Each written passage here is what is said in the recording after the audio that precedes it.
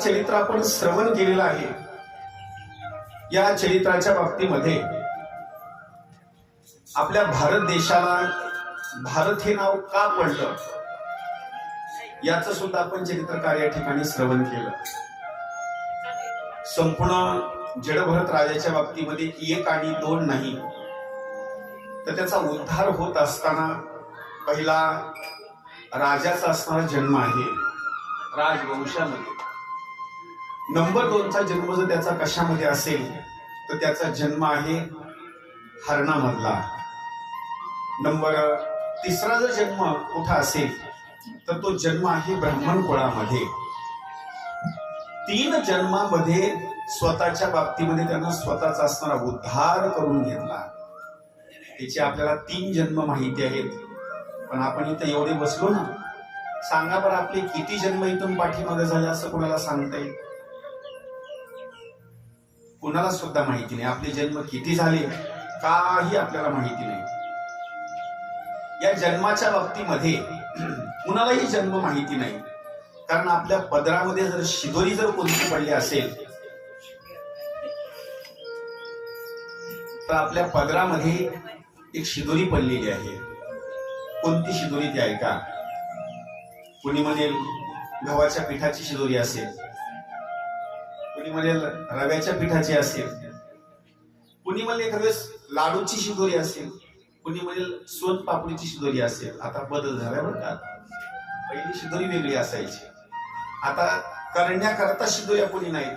मग दुकानामध्ये जायचं सोनपापडीचा डबाच घेऊन यायचा. ही शिदोरी कुणाच्याही पदरामध्ये ही दिलेली आहे. वरून लोक देतात, पण भगवंतानं आपल्या पदरामध्ये एक शिदोरी दिलेली आहे, ती कोणालाही दिसत नाही. सांगता येईल कोणती शिदोरी आहे? माहिती का? कधी दिसली तुम्हाला? कधीच नाही, पण ती शिदोरी मात्र आहे. कोणती शिदोरी माहिती नाही? आपल्या पदरामध्ये एक शिदोरी दिलेली आहे. एकदा जन्माला यायचं, एकदा मरायचं. परमार्थाची शिदोरी नाही, खरी ही शिदोरी आहे. शेवटच्या क्षणापर्यंत एकदा मरण झालं की पुन्हा जन्माला यायचं, जन्म झाला की पुन्हा मरायचं. त्याचं एक वर्णन असं केलेलं आहे. जन्मापाठी मरण, मरणापाठी जन्म, किंवा मरणापाठी जन्म, जन्मापाठी मरण, ही शिदोरी जाण पडली पदरी. वा. पुनरपी जननम पुनरपी मरणम. महाराज, असा एक संसार आहे आणि ही शिदोरी प्रत्येक जणाच्या वाट्याला आहे. मग तिथं किडा जरी असला, मुंगी जरी असली, माणूस जरी असेल, प्राणी असतील, पशु पक्षी कुणी असू द्या, प्रत्येक जणाच्या वाट्याला असणारी ही शिदोरी आलेली आहे. पुढं हे चरित्र श्रवण केल्याच्या नंतर आता आपल्याला दुसऱ्या चरित्राला या ठिकाणी सुरुवात करायची आहे. काल मी तुम्हाला एक भाग सांगून गेलो. प्रत्येक जणाला एक गर्व आहे. कशा कशाचा गर्व सांगतो. कुणाला गाडीचा गर्व आहे, कुणाला गाडीचा गर्व आहे. आपल्याला उलट्या करून जर एखादी गाडी पुढे गेली तर त्याला सहन होत नाही बरं का, अजिबात सहन होत नाही. ते त्याला उलट्या करून पुढे जातं. कुणाला गाडीचा गर्व आहे, कुणाला जमिनीचा गर्व आहे, कुणाला घराचा गर्व आहे, कुणाला मुलांचा गर्व आहे, कुणाला नातवंडाचा गर्व आहे, कुणाला शेतामधले पिकात आलेत का नाही याचा गर्व आहे. आपलं जमलं बरं का, याचं नाही जमलं. म्हणजे प्रत्येक जणाला एक गर्व आहे. याचं एक वर्णन असं केलेलं आहे. जडभरत राजानं त्या सिंधू सौरवीर म्हणायच्या राजाला उपदेश केला. राजा, अरे तुझ्यापेक्षा कितीतरी पटीने मी श्रीमंत होतो, पण सर्व असणारा गर्व त्याग केला. तू सुद्धा मोक्ष जर प्राप्त करायचा असेल तर तू सुद्धा एक काम कर, गर्व असणाऱ्या ठिकाणी सोडून दे. महापुरे झाडे जाते ते लबाडे राहते. महापुरामध्ये काही शिल्लक राहत नाही. पुढं वर्णन करत असताना संसार अरण्याचं चिंतन त्याला सांगितलेलं आहे. पुढं भारताच्या वंशाचं संपूर्ण वर्णन सांगितलं. भुवन कोशाचं, गंगेच्या बाबतीमध्ये असणारं वर्णन केलं. भिन्न भिन्न वर्षाचं असणारं वर्णन केलं. पुढं 1 आणि 2 नाही 6 द्वीपाचा असणारा भाग सांगितला. पुढं सूर्य कसा चलतो याचं असणारं एक वर्णन सांगितलं. पुढे चालत चालत शिशुमार नावाच्या चक्राचं वर्णन केलं. राहू इत्यादी असणारी जी काही स्थिती आहे त्याचं वर्णन केलं. आणि पुढे वर्णन करत असताना आपल्या खाली 1 आणि 2 नाही 7 असणारी पाताळ आहेत. अतल, वितल, सुतल, तलातल, रसातल, महातल आणि पाताळ याच्या खाली आहेत बरं का. जसे स्लॅब असतात ना, इमारत असते, त्याचे एक चिंतन या ठिकाणी सांगण्याकरता सुरुवात केली. त्याच्या सगळ्यात खाली जर कोण असेल तर संकर्षण भगवान त्याच्या खाली आहे. आणि त्याच्या डोक्यावर आपण भाजीला जी मोहरी वापरतो का नाही, ती सगळी पृथ्वी एका मोहरीच्या असणाऱ्या दाण्याच्या स्वरूपामध्ये त्याच्या डोक्यावर आहे. कधी कधी त्याला ते ओझ होत नाही किंवा काही नाही, लोक बोलत बोलत म्हणतात ते भूकंप जो झाला ना त्याला ओझ झालं म्हणून त्याला हल्ला असा. इथे बोलण्याची भाषा आहे का काय मला सांगा. एवढा मोठा असणारा अनंत भगवान आहे आणि त्याला मोहरीचा कधी ओझ होईल? कधीच ओझ होणार नाही. महाराज हे संपूर्ण चिंतन वर्णन केल्याच्या नंतर नरकाच्या बाबतीमध्ये वर्णन केलेलं आहे. 1 आणि 2 प्रकारचे नरक नाही, 28 प्रकारचे असणारे नरक आहेत. त्याचे चिंतन सांगण्याकरता सुरुवात केली. पुढं छोट्या स्वरूपामध्ये आपण कथा कीर्तनाच्या बाबतीमध्ये श्रवण केली आहे. एक आजामिळ असणारा एक ब्राह्मणाच्या कुटुंबामध्ये जन्माला आलेला, त्याला 1 आणि 2 नाही 10 असणारे सुपुत्र. शेवटच्या मुलाचं नाव ठेवलं नारायण. त्याचा उद्धार जर कशाने झाला असेल तर शेवटच्या वेळेला फक्त नारायणाचं भजन चिंतन केलं आणि शेवटच्या वेळेला त्यानं सुद्धा स्वतःचा असणारा उद्धार करून घेतला. पुढं वर्णन करत असताना नारद मुनीनं दक्ष प्रजापती आहे याची जी मुलं आहेत त्यांना उपदेश केला आणि सांगितलं, बाबांनो संसारामध्ये अजिबात सुख नाही. तुम्हाला सुखच मिळवायचं असेल तर ते सुख परमार्थामध्ये आहे, संसारामध्ये मात्र सुख नाही. किती माणूस श्रीमंत असू द्या, जसा हरिपाठामध्ये कथा कीर्तनामध्ये भजनामध्ये जसा दंग होऊन जातो का नाही, तसा संसारामध्ये नाही. खरं जर सुख जर कुठं असेल, सुख एक संता ठाई, संताच्या चरणाच्या जवळ असणार ते सुख आहे. कथा कीर्तनामध्ये सुख आहे. म्हणून नारद मुनीने असणारा उपदेश केला. उपदेश केल्याच्या नंतर पुढं 1 दिवसाची भूमिका सांगितलेली आहे. 33 कोटी देवतांचा असणारा राजा आहे आणि त्या राजाचं नाव आहे इंद्र. सिंहासनावर बसलेला आहे आणि सिंहासनावर बसल्याच्या नंतर त्यांचे असणारे जे गुरु आहेत ना, ते गुरु इंद्र भगवंताच्या बाबतीमध्ये दर्शन देण्याकरता, इंद्राची भेट घेण्याकरता भर सभेमध्ये आले. पण इंद्र सिंहासनावर बसलेला आहे. काही अप्सरा नृत्य गायन करत आहेत. आनंदाच्या भरामध्ये गुरु आले, पण गुरु आल्याच्या नंतर इंद्रानं मात्र त्यांचं स्वागत मात्र केलं नाही. काही भूमिका सांगितलेली आहे. आपल्या घरी जर कोणी माणूस आला ना, तर माणूस आल्याच्या नंतर त्याचं स्वागत होणं मात्र फार गरजेचं आहे. जर त्याचं स्वागत जर नाही झालं ना, तर स्वागत नाही झाल्याच्या नंतर आपलं काही पुण्य त्या ठिकाणी असणारं निघून जातं. इंद्र भगवंतानी त्यांचं स्वागत मात्र अजिबात केलं नाही. त्यावेळेस गुरुनं निर्णय घेतला, खरंच आता इथं थांबणं मात्र चुकीचं आहे, आपण मात्र आता इथून निघून गेलं पाहिजे.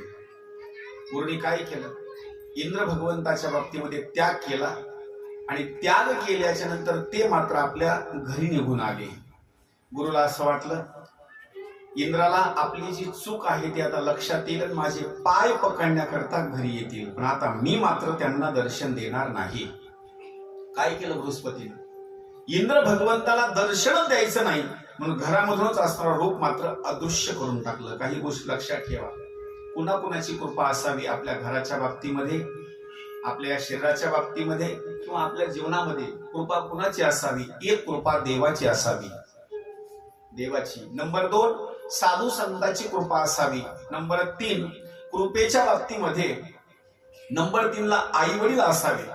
कृपेच्या बाबतीमध्ये काही अन्नदान करणारी मंडळी आहेत त्यांची कृपा असावी, गुरुची कृपा असावी. अशा अनेक स्वरूपामध्ये जर कृपा असते तर माणसाचं जीवन आनंदामध्ये जातं. पण आता इथं कृपा नाही, ती गुरुची कृपा नाही. का, गुरु एक असा आहे ना महाराज, गुरुच्या बाबतीमध्ये काय वर्णन करावं. आई वडील जन्माला घालतात पण संसारामधून मात्र सोडवू शकत नाहीत. आई वडील जन्माला घालतील पण संसारामधून सोडू शकत नाहीत. गुरु एक असा आहे, गुरु जन्म देत नाही पण गुरु मात्र जन्म मरणाच्या फेऱ्यातून सोडवतो. श्रेष्ठ कोण? गुरु श्रेष्ठ आहे. गुरु श्रेष्ठ आहे.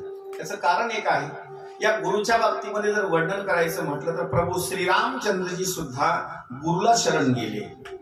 नंबर 2, श्रीकृष्ण भगवंत सुद्धा सांदीपनी ऋषीला शरण गेले. मग जर देव जर गुरुला शरण जात असेल तर आपण का शरण जायचं नाही? मग गुरु जर एखाद्या दिवस गरीब जरी असला ना तर त्या गुरुच्या बाबतीमध्ये प्रॉपर्टीचा विचार करू नका. गुरुच्या बाबतीमध्ये प्रॉपर्टी कमी असेल पण गुरु एक असं धन देतो की ते धन कल्पांतापर्यंत असणारं सरत नाही. अनेक ठिकाणी गुरुनी कृपेचा आशीर्वाद दिला आणि अनेक जणांचं असणारं कल्याण झालं. महाराज, या गुरूंनी दर्शन द्यायचंच नाही म्हणून घरामधून असणारे अदृश्य झाले. इंद्र भगवंताच्या गोष्ट लक्षात आली, आपल्या हातानं भरपूर चूक झालेली आहे, आता काय करावं नेमकं? त्यावेळेला गुरु कुणीतरी नेमणं मात्र गरजेचं आहे. तेवढ्याच वेळामध्ये दैत्याचे गुरु आहेत शुक्राचार्य यांनी संपूर्ण मंडळी, राक्षस मंडळी सोबत घेतले आणि घेतल्याच्या नंतर इंद्राच्या दरबाराच्या बाबतीमध्ये स्वर्ग लोकावर आक्रमण केलं आणि तिथली संपूर्ण असणारी राजधानीची भूमिका किंवा ते पद दैत्य मंडळीला असताना मिळवून दिलं. आता केवळ यांच्यावर जे संकट आलेलं आहे फक्त गुरु कोणी नाही. त्याच्या बाबतीमध्ये इंद्र भगवंताने निर्णय घेतला, आता काय करावं नेमकं? गुरुचं दर्शन होत नाही. जोपर्यंत गुरु भेटत नाही तोपर्यंत आपलं पद मात्र आपल्याला परत मिळणार नाही. त्यावेळेला ब्रह्मदेवाच्या सभेमध्ये गेले आणि ब्रह्मदेवाच्या सभेमध्ये गेल्याच्या नंतर ब्रह्मदेवाची स्तुती करण्याकरता सुरुवात केली. ओम ब्रह्मदेवाय नमः, ओम ब्रह्मदेवाय नमः. स्तुती केल्याच्या नंतर ब्रह्मदेवानं सांगितलं इंद्राला, अरे इंद्रा, खरं सांगू, तुमच्यावर हे जे संकट आलं ना बाबांनो, तुमच्याजवळ आता गुरु मात्र कोणी नाही. ज्या गुरुचा तुम्ही शोध घेत आहे ते गुरु मात्र तुम्हाला आता लवकर भेटणार नाही. तोपर्यंत एक काम करा, कुणाची तरी गुरु म्हणून तुम्हाला नेमणूक करणं मात्र फार गरजेचं आहे. काय केलं त्यावेळेला? गुरुची नेमणूक करण्याकरता एक त्वष्टाचा असणारा मुलगा, त्याचं नाव विश्वरूप, नाव लक्षात ठेवा. त्वष्टाचा मुलगा विश्वरूप याची असणारी नेमणूक केली.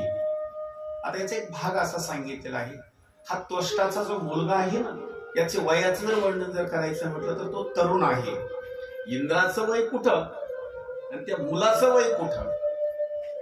एक भाग असा सांगितलेला आहे, गुरुवयानं मोठाच असतो अशातला भाग नाही बरं का. लक्ष करा, गुरुवयानं मोठाच असतो असा काही भाग नसतो. गुरु लहान जरी असला तर तो गुरु म्हणजे गुरुच असतो. याला एक दृष्टांत देतो, सगळ्या दृष्टांत माहिती सांगा. चांगदेव महाराजांचं जे आयुष्य आहे किती वर्षापर्यंत जगले होते? 1400 वर्षापर्यंत जीवन जगलं पण गुरुची मात्र अनुभूती नाही, अजिबात नाही. गुरु केला नाही की नाही, उलट लोकच त्यांना गुरु करील. ज्यावेळेला मुक्ताबाईच्या बाबतीमध्ये आले आणि भेटीचा असणारी भूमिका, त्यावेळेला मुक्ताबाईचं वय सांगितलेलं आहे 4 वर्षाचं. आता 4 वर्ष कुठं, 1400 वर्षाचं आयुष्य कुठं? महाराज सुंदर स्वरूपामध्ये वर्णन केलेलं आहे. मुक्ताबाई 4 वर्षाची आहे आणि स्नान करत आहे. किती चरित्र सुंदर आहे पहा. मुक्ताबाई किती वर्षाची आहे? 4 वर्षाची आहे. मुक्ताबाई स्नान करत आहे. स्नान करत असताना तेवढ्याच वेळामध्ये चांगदेव महाराज त्या ठिकाणी आले. आल्याच्या नंतर मुक्ताबाई स्नान करत आहेत, मनामध्ये संकोच आला. आता याचा दृष्टांत थोडासा वेगळा आहे, त्याचा अर्थ आपल्या संसारिक भूमीकडे आणू नका बरं का.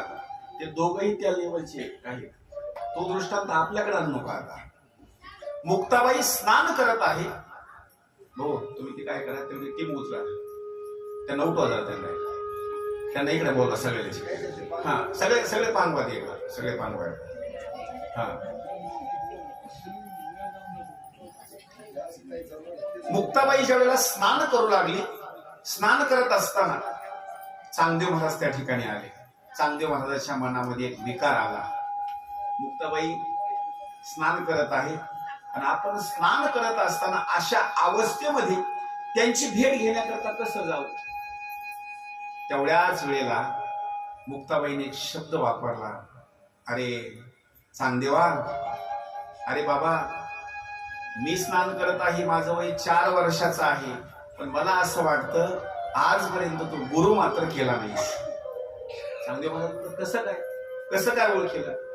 त्यावेळेस एका शब्दामध्येच उपदेश करण्याकरता सुरुवात केली. आता दृष्टांत आपल्याकडे घ्या. तुम्ही शेतामध्ये जाता, कुणाजवळ गायी आहेत, लक्ष करा बरं का, कुणाजवळ गायी आहेत, कुणाजवळ बैल आहेत, कुणाजवळ शेळी आहे, कुणाजवळ मेंढी आहे, कुणाजवळ म्हशी आहेत. बर, त्यांच्या अंगावर वस्त्रच आहेत का. काय बोलतो दृष्ट लक्षात घ्यावं का. त्यांच्या अंगावर वस्त्रच आहेत का. वस्त्र नाही. त्यांच्याकडे बघितल्याच्या नंतर तुमच्या मनामध्ये कधी विकार आला का. लक्ष करा बरं का मी काय म्हणतो.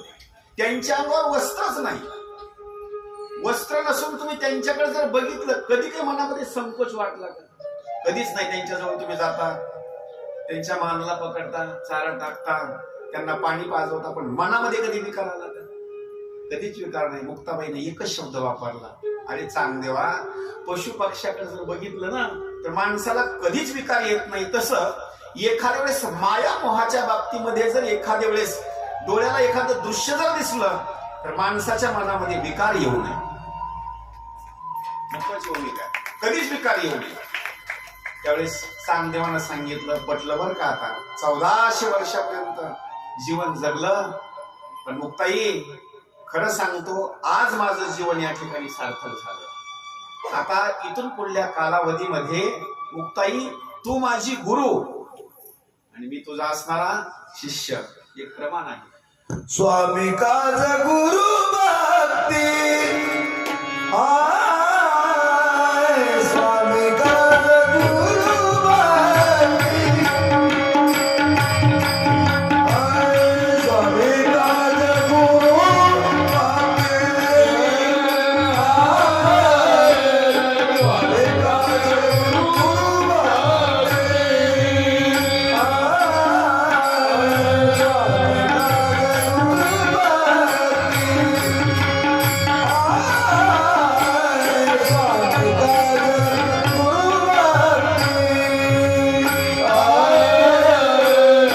स्वामी काज गुरु भक्ती,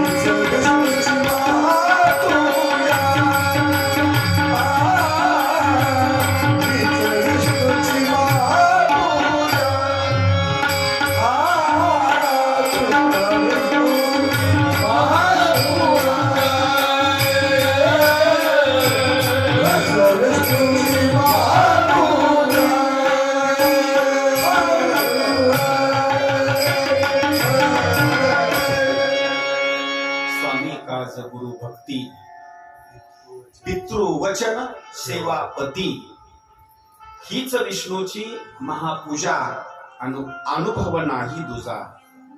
चांगदेव महाराजांनी मुक्ताईला बोलण्याकरता सुरुवात केली.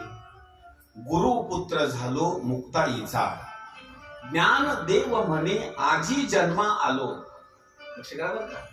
किती वर्षापर्यंत जीवन जगले. 1400 वर्ष. पण 1400 वर्षे जीवन जगून सुद्धा मुक्ताबाईनं ज्यावेळेला उपदेश केला त्यावेळेला काय म्हणतात माहिती, खरं जन्माला आज आलो. गोष्ट लक्षात येईल ना.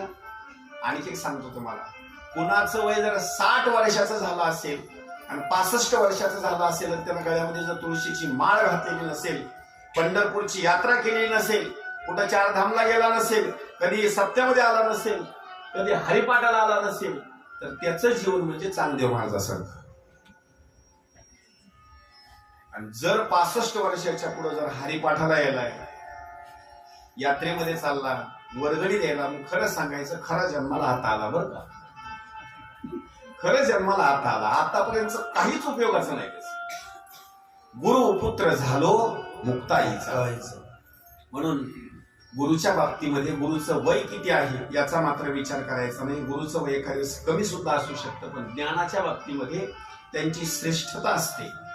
त्यावेळेस ब्रह्मदेवानं सांगितलं, तुम्हाला जर गुरुच करायचा असेल तर त्वष्टाचा असणारा मुलगा ज्याचं नाव आहे विश्वरूप, काय करा, त्या विश्वरूपाला असणार गुरु करा.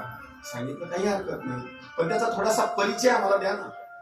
सांगितलं हा विश्वरूप आहे ना, तर विश्वरूपाचे वडील आहेत ब्राह्मण. लक्ष देऊन ऐका बघा. विश्वरूपाचे वडील आहेत ब्राह्मण आणि आई आहे ती आहे दैत्य कुळातली. थोडासा भाग वेगळ्या भूमिकेमध्ये सांगितलेला आहे. ज्या वेळेला वडील हे ब्राह्मण आहेत आणि आई मात्र दैत्य कुळामधले भूमिकेमधली आहे. लहानाचे मोठे झाले आणि लहानाचे मोठे झाल्याच्या नंतर गुरुच्या बाबतीमध्ये गुरुचं पद हे संपूर्ण 33 कोटी देवतांनी त्यांच्याकडे असणारं सुपूर्द केलं. पुन्हा संरक्षण करण्याच्या बाबतीमध्ये त्यांनी सांगितलं, आता काळजी करू नका, मी तुमचं संरक्षण करतो, पण एक मात्र गोष्ट तुम्ही ऐका, जर तुम्हाला परत राज्य जर मिळवायचं असेल तर मी सांगतो तेवढं मात्र तुम्ही कार्य करा. सांगितलं कोणतं कार्य, काय करायचं. एक नारायण कवच म्हणून असणारी एक मंत्राची भूमिका सांगितलेली आहे. तेवढं नारायण कवच तुमच्या शरीराच्या ठिकाणी काय करा, एकदा धारण करा. सांगितलं काही हरकत नाही. नारायण कवचाच्या बाबतीमध्ये आम्ही काय करू, आमच्या शरीरावर धारण करू, पण कसं नेमकं धारण करायचं हे तरी सांगा. एक भूमिका सांगितलेली आहे. कवचाच्या स्वरूपामध्ये कसं हे धारण करायचं त्याची भूमिका सांगितलेली आहे. जर आपण उठलो ना, तर उठल्याच्या नंतर भगवंताच्या बाबतीमध्ये जर सेवा अर्चना जर केली तर त्याचे कवच मात्र आपल्या शरीराच्या वर असं निर्माण होतं. तुम्हाला कोणतं कवच, फक्त देवाची तुम्ही भक्ती करा, देवाला स्नान घाला, पूजा पाठ करा, तुमच्या शरीरावर एक कवच असणार एक निर्माण होतं. म्हणून त्या नारायण कवचाचा त्यांनी उपदेश करण्याकरता सुरुवात केली. नारायण कवचाचा उपदेश करत असताना विशेष स्वरूपामध्ये भाग सांगण्याकरता सुरुवात केली. जर आपण सुचिरभूत जर झालो ना, तर सुचिरभूत झाल्याच्या नंतर मग मात्र भगवंताचं चिंतन करणं मात्र फार गरजेचं आहे. आता कोणतं चिंतन याच्या भूमिकेमध्ये भाग सांगितलेला आहे. काय करायचं, सुचिरभूत जर आपण जर झालो ना, तर सुचिरभूत झाल्याच्या नंतर सुरुवातीला म्हणण्याकरता सुरुवात करायची, ओम वैष्णवेय नमः. म्हणा ओम वैष्णवेय नमः. तुम्हाला हे का म्हणायचं खरं सांगू, जर हा मंत्र जर तुम्ही म्हणण्याकरता जर सुरुवात केली ना, तर तुमच्या शरीराचं संरक्षण होतं. तुम्हाला कसं काय, मोटरसायकलवर बसलात, अचानक स्वरूपामध्ये असणारा ऍक्सिडेंट झाला, गाडीत काहीच राहिलं नाही, पण माणसे विचारतात, भाऊ तुम्हाला काही लागलं नाही? मला काही लागलं नाही बरं का. ती लोक म्हणतात चांगली गोष्ट आहे बरं का, असू द्या, गाडी काय दुसरी घेता येईल आपल्याला. माझा बोलण्याचा भाग लक्षात घ्या बरं का.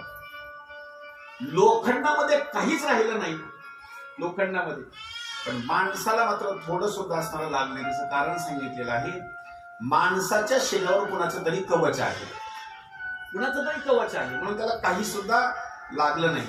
नंबर 1 ला या मंत्राच्या बाबतीमध्ये ओम वैष्णवेय नमः या बाबतीमध्ये सगळ्यात अगोदर या हृदयाच्या ठिकाणी ओमचा असणारा मंत्राचा जप करणं मात्र फार गरजेचं आहे. या सगळ्या सृष्टीची निर्मिती जर कुठून झाली असेल ना, तर ओमकारापासून असणाऱ्या या सृष्टीची निर्मिती झाली आहे. थोडस ताड बसा, असं थोडस.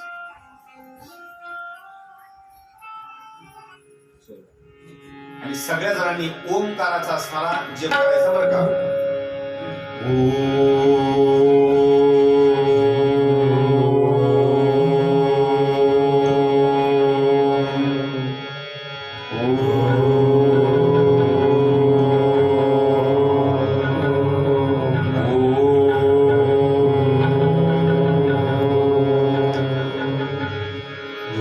हा जो ओम आहे या ओम पासून आकार उकार मकार ही सगळी जर सृष्टी निर्माण जर कुठून झाली असेल तर या ओम पासून झालेली आहे. हा ओम सगळ्याचा असणारा आद्य करता ओम आहे. आणि या ओमचा जर जप करायचा असेल तर हृदयाच्या ठिकाणी ओमचा असणारा जप करायचा. जप करत असताना पुढं ब्रह्मरंध्राच्या बाबतीमध्ये वीचा विशेष स्वरूपामध्ये भाग सांगितलेला आहे. आता हे ब्रह्मरंध्र म्हणजे नेमकं कोणतं? ब्रह्मरंध्र म्हणजे दुसरा तिसरा कुठलाही भाग नाही, तर इथे टाळूचा असणारा भाग आहे. लेकरू ज्यावेळेला लहानाचं मोठं होण्याकरता सुरुवात होते का नाही, आजी आई वगैरे काय करतात, त्या टाळूवर काय करतात, तेल. कशा करता माहिती का? काम नाही म्हणून नाही, हे थोडं मजबूत करणं मात्र फार गरजेचं आहे एकदम. हा म्हणजे हे याच्यावर तेल टाकणे, व्यवस्थित ते टाळू वगैरे माकणे मजबूतीच्या स्वरूपामध्ये असणारा भाग आहे. महाराज हा बीचा असणारा भाग त्या टाळूच्या ठिकाणी असणारा सांगितलेला आहे. पुढे भाग सांगितलेला आहे न हा शेंडीच्या वरचा असणारा भाग आहे. जे म्हणजे शेंडी वगैरे लागतात का नाही, तिथं असणारा तो भाग आहे. महाराज या कवचाच्या बाबतीमध्ये जर आपण साक्षात स्वरूपामध्ये जर भगवंताच्या बाबतीमध्ये जर आराधना करण्याकरता जर सुरुवात केली तर आराधना सुरुवात केल्याच्या नंतर आपल्याला कसली सुद्धा असणारी बाधा होणार नाही. त्याला एक मंत्र आणखी एक सांगतो म्हणजे आपल्या लक्षामध्ये येईल. आता राखी पौर्णिमा येणार आहे का नाही, राखी पौर्णिमा उगा आता गण लावायचा, लोक काहीतरी 20 रुपयाची 100 रुपयाची राखी आणायची हातामध्ये बांधायची. पण त्याला सुद्धा एक मंत्र सांगितलेला आहे. ब्राह्मण देवता काय करतात माहिती, अशी सहज राखी वगैरे किंवा दोरा बांधत नाही. आपण सुद्धा दोरा बांधत असताना एखाद्या देवाचं नाव घ्यायचं. हा सगळ्यात मोठा मंत्र आहे. ज्ञानदेवी मंत्र हरिनामाचे शस्त्र यमे कुळ गोत्र वर्जिये. म्हणजे बहिणीनं सुद्धा भावाच्या हातामध्ये राखी बांधत असताना काय करायचं माहिती, राखी घ्यायची. राखी बांधत असताना कुठल्याही एखाद्या देवाचं नाव घ्यायचं. त्या मंत्र येत नाही ना, त्यांना मंत्र येत नाही ना, मग रामकृष्ण हरी म्हणा, राखी बांधण्याकरता सुरुवात करा. विठ्ठल म्हणा, राखी बांधण्याकरता सुरुवात करा. का मंत्र येत नाही ना, हा सुद्धा एक मंत्रच आहे. देवाचं नाव घेणं हे सुद्धा मंत्रच आहे. आणि ब्राह्मण देवता ज्या स्वरूपामध्ये आपल्या हातामध्ये दोरा बांधतात ना, हे माझ्या हातामध्ये बघा बरं का, हा दोरा बांधत असताना याचा एक मंत्र सांगितलेला आहे.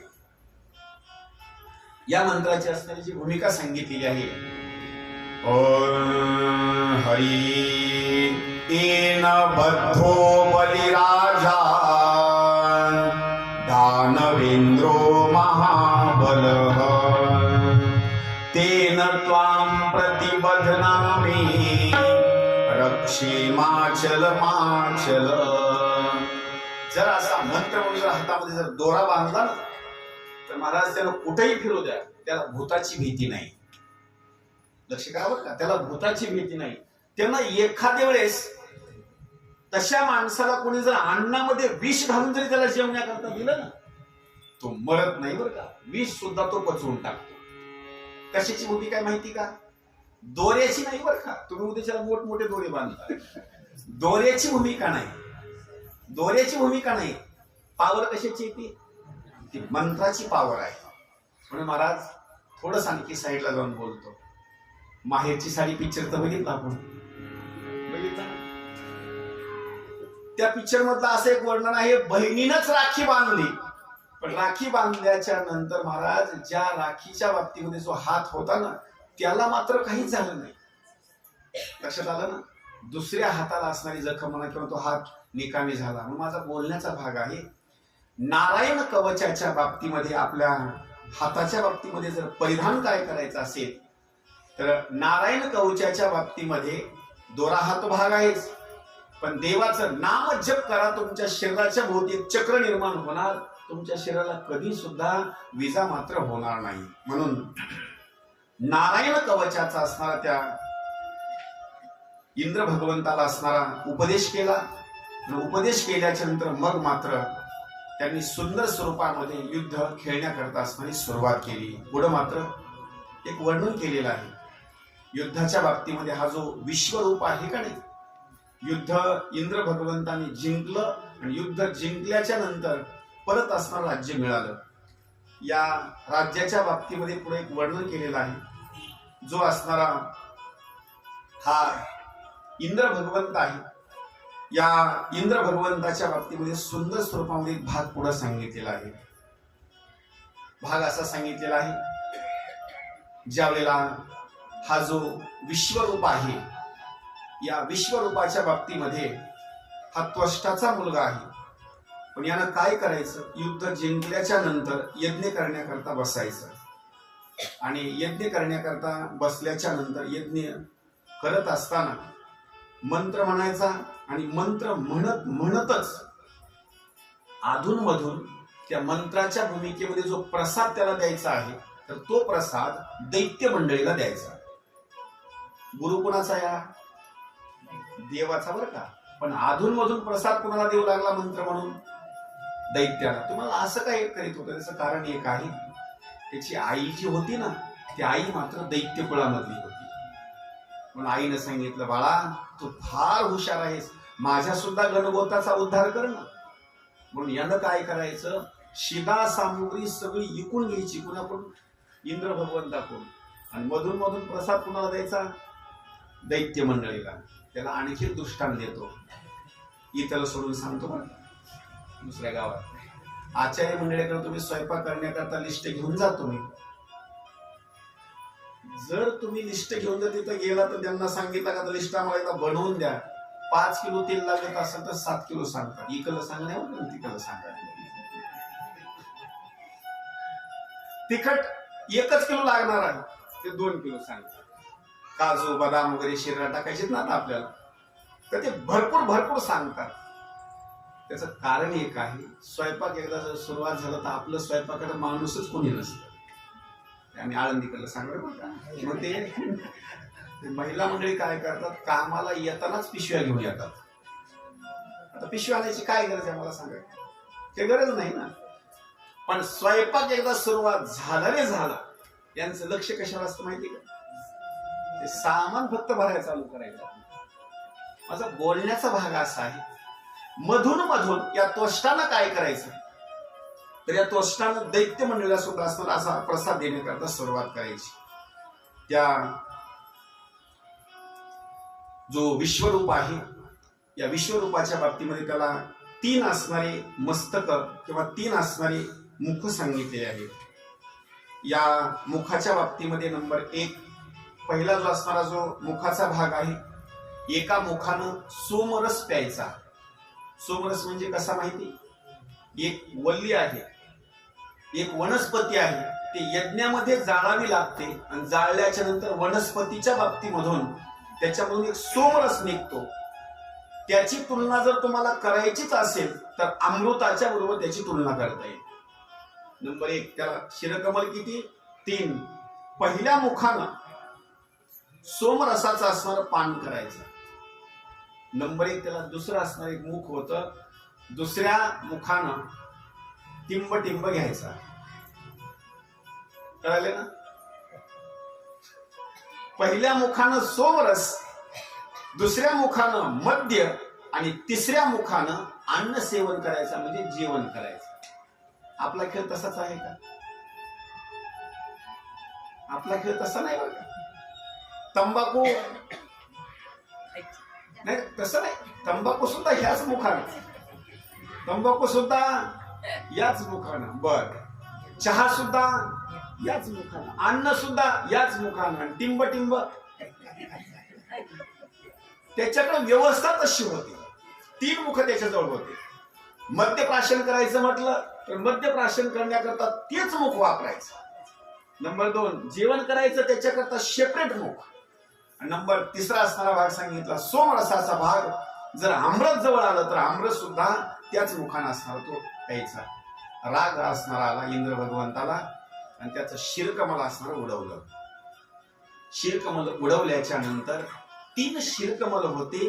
3 शिरकमलाच्या बाबतीमध्ये 3 जणांचा जन्म झाला. कथा व्यवस्थित ऐका बरं, काही कुठंच तुम्हाला ऐकायला भेटणार नाही. कीर्तनात वेळ नसतो. आणि ही कथा जर तुम्ही व्यवस्थित ऐकली तर तुम्ही जर कुठं गेलात ना, तुम्हाला एखादी गोष्ट जर दृष्टीला पडली तर माझे शब्द तुमच्या कानावर पडलेले लगेच लक्षात तुम्हाला येईल. नंबर 1, पहिला असणारा भाग सांगितलेला आहे. पहिलं जे सोमरसाचं असणारं जे मस्तक होतं, ते मस्तक ज्यावेळेला उडवलं ना, उडवल्याच्या नंतर त्या मस्तकापासून एक जन्माला आला, त्याचं नाव आहे चातक नावाचा पक्षी. कळतो का कुणाला? नाही कळत ना? सांगा बरं. नाही, पियरता वेगळा असो, पियरता वेगळा. हा बरोबर, काय वाजायला बरोबर. चातक नावाचा पक्षी म्हणजे कोणता? पाऊस पडतो का नाही, पाऊस पडल्याच्या नंतर असा सुसवर करतो, इतका त्याला आनंद होतो, इतका आनंद होतो. बिचारा फक्त पावसाचंच पाणी पिणार, पुन्हा दुसरा पाऊस पडेपर्यंत पुन्हा मात्र पाणी पिणार नाही, पावसाचंच पाणी पिणार तो चातक पक्षी. मग तो चातक पक्षी आहे ना, त्याच्या अगोदर तुम्हाला एक शब्द बोलून गेलो मी. 3 शिरकमल होते ना, एका शिरकमलानं, लक्ष करा, एका शिरकमलानं अमृत प्यायचा. त्या अमृताच्या शिरकमलापासून जो जन्माला आला त्याचं नाव चातक. तो पाणी जो पितो का नाही, तर ते वरचं आकाशातलं जे पाणी आहे ते अमृताच्या समान आहे, अमृताच्या समान आहे ते पाणी. म्हणजे तुम्ही कधी पहा, निरोगी जर राहायचं असेल ना, तर निरोगी राहत असताना तुम्ही तुमच्या हातावर पाणी घ्या. तुम्ही असं ते पावसाचं पाणी म्हणजे शुद्ध असणार, एवढंच फरक आहे. ते जर खड्ड्यामध्ये पडलं पुन्हा मात्र दूषित झालं. पण पावसाचं असणार पाणी ती चातक पक्षी एकदम आनंदानं असणारा पितो. त्याचं जे शिरकमल आहे त्या विश्वरूपाचं, ते नंबर 1चं चातक नावाचं असणार पक्षाच्या स्वरूपामध्ये असणार जन्माला आलं. नंबर 2, दुसऱ्या क्रमांकाचं असणारं जे भाग सांगितलेला आहे, दुसरं शिरकमल उडवल्याच्या नंतर त्याच्यापासून जो जन्माला आला त्याचं नाव आहे चिमणा. कळतो का? नाही ना, कारण आता ते दृष्टीला पडत नाही. चिमणी माहिती का? चिमणी, दिव्याची चिमणी म्हणा बरं का मी. दिव्याची चिमणी वेगळी, दिव्याची चिमणी वेगळी. त्या चिमण्या असतात ना छोट्या छोट्या, त्या चिमण्या दुसऱ्या शिरकमलापासून जन्माला आल्या. तिसरं एक असणारं शिरकमल होतं, ते शिरकमल असं म्हणजे मद्यप्राशन करणार. ते मद्यप्राशन करणारं शिरकमल आहे, त्याच्यापासून जन्माला जर कोण आला असेल तर कावळा जन्माला आला. कावळा, कावळा काय खातो माहित नाही, विष्ठा खातो ना. याचं पहिलं शिरकमल मद्य प्राशन करत होतं, त्याचं रूपांतर कावळ्यामध्ये झालं, तो विष्ठा खातो. महाराज, तिघाच्या स्वरूपामध्ये असणारं रूपांतर झालं, आणि रूपांतर झाल्याच्या नंतर तिघाचा असणारा हा जन्म झाला. जन्म झाल्याच्या नंतर आता एक महत्वाचा भाग आहे, एकदम फार महत्वाचा आहे, लक्ष देऊन ऐका. हा जो विश्वरूप आहे हा ब्राह्मण पण आहे, नंबर 2ला दैत्य पण आहे. तुम्हाला असं कसं काय? वडील कोण आहे? ब्राह्मण. आई कोण आहे? दैत्य. हा ब्राह्मण पण आहे, नंबर 2ला दैत्य पण आहे. राजा रावणाचं सुद्धा तसंच आहे. राजा रावण ब्राह्मण सुद्धा आहे आणि राजा रावण दैत्य सुद्धा आहे. म्हणजे दोन्ही असणार आहे का? राजा रावणाचे वडील हे ब्राह्मण कुटुंबामध्ये आहेत आणि आई मात्र दैत्य कुळामध्ये आहे. महाराज, ज्या वेळेला त्या इंद्र भगवंताच्या गोष्ट लक्षामध्ये आली की माझ्या हातानं ज्यांनी मला राज्य प्राप्त करून दिलं त्यांचाच वध झालेला आहे, हा तर ब्राह्मण आहे, आता नेमकं काय करावं? त्यावेळेला ब्रह्महत्येचं असणारं जे पातक आहे ते नष्ट करण्याकरता एक भाग सांगितलेला आहे. जर कुणाला ब्रह्महत्येचं पातक जर घालवायचं असेल तर काही मार्ग सांगितलेले आहेत. कोणी बाण टोकरला असेल, दुधात पाणी घातलं असेल, चोरी केली असेल, बस कुणाला शिव्या दिल्या असतील, असे काही मोठमोठे ब्रह्महत्या असेल, ब्राह्मणाची हत्या असेल, असे मोठमोठे जर पाप केले असतील ना तर त्याच्याकरता एक सोपा मार्ग सांगितलेला, एकदम सोपा करायचा असेल तर अश्वमेध नावाचा यज्ञ करायचा. कोणता यज्ञ? अश्वमेध. अश्वमेध नावाचा यज्ञ तुम्हाला फार सोपा आहे का? एकदम सोपा आहे. लक्ष देऊन ऐका बरं का. आता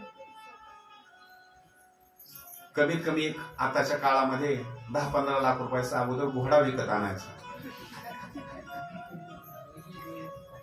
यज्ञ करायचा ना तुम्हाला अश्वमेध. त्याच्यावर कमीत कमी 1 किलो 1.5 किलोची सोन्याची पाटी आणायची. कशाची? सोन्याची बरं का. तुम्ही लोखंडाची पत्र्या लावता, सोन्याची पाटी.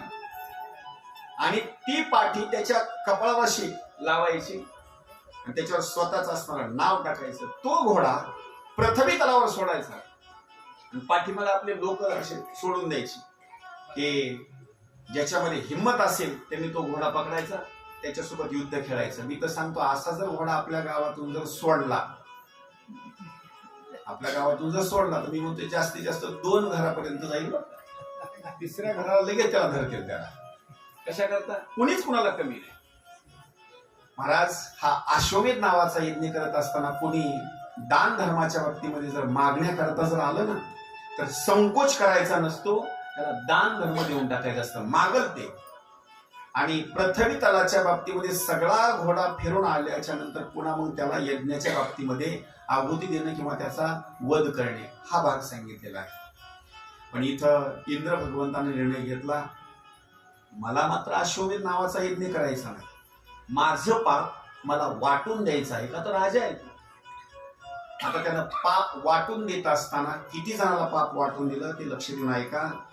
4 जणाला पाप ते वाटून दिलं. 4 जणांनी ते पाप इंद्र भगवंताचं घेतलेलं आहे, पण हे कुणालाच माहिती नाही. जे आताची आपली जी कथा चालू आहे, विश्वरूपाचा जे वध केलेला आहे, याचं 4 स्वरूपामध्ये पाप वाटून घेतलेले आहेत. इंद्र भगवंताने सांगितलेलं आहे ते पाप पाठीमागच्या लोकांनी वाटून घेतलेलं आहे, पण आता मात्र कुणालाही माहिती नाही.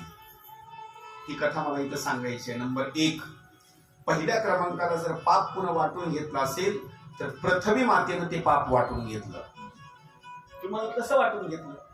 अशी काही ठिकाणची भूमी आहे ना, तर त्या भूमीच्या ठिकाणी एकदम ओसाड असणारी भूमिका आहे, काहीच तिथं येत नाही. ज्याला आपण खडक म्हणतो का नाही, तिथं काहीच येत नाही. हा खडकाचा भाग किंवा जिथं काही गवत उगवत नाही, ओसाड जमीन आहे, जिथं खड्डा आहे, असं समजायचं की ब्रह्महत्येचं पातक आहे. नंबर 1 म्हणजे ते पृथ्वी तलानं असणारं वाटून घेतलेलं आहे. पृथ्वी मातेनं बोलण्याकरता सुरुवात केली, इंद्र भगवंता, तुमचा आम्ही पाप वाटून घेऊ, पण याच्या बदल्यामध्ये आमचा फायदा काय होईल? त्यावेळेला पृथ्वी मातेला आशीर्वाद दिला, माता, जर तुम्ही हे पाप जर वाटून घेतलं तर कालांतरानं जिथं जिथं खड्डे आहेत का नाही, ते ऑटोमॅटिक स्वरूपामध्ये भरण्याकरता सुरुवात होती. त्याचं कारण सांगितलेलं आहे. तळ्यामधला गाळ काही मंडळी घेऊन जातात, खड्डा पडतो का नाही, पुन्हा काय होतं माहिती, पाऊस पडल्याच्या नंतर परत ते तळं भरतं. खड्डा भरला का नाही, ते ब्रह्महत्येच्या बाबतीमध्ये दिलेला असणारा आशीर्वाद आहे. नंबर 2, वृक्षांनी सुद्धा हे पाप वाटून घेतलेलं आहे. तुम्हाला वृक्षांनी कसं घेतलं वाटून, याची भूमिका सांगितलेली आहे. ज्या वेळेला तुम्ही वृक्षावर एखादी कुऱ्हाड मारता का नाही, तर कुऱ्हाड मारल्याबरोबर त्याच्यामधून असणारे चीक बाहेर येतो. बघा बरं का तुम्ही, असा पाण्यासारखा असणारा द्रव असा बाहेर येतो. बाहेर आल्याच्या नंतर कालांतरानं त्याच्यामधून डिंक येतो बाहेर. डिंक म्हणता, तुम्ही काय म्हणता? म्हणता का तुम्ही डिंक?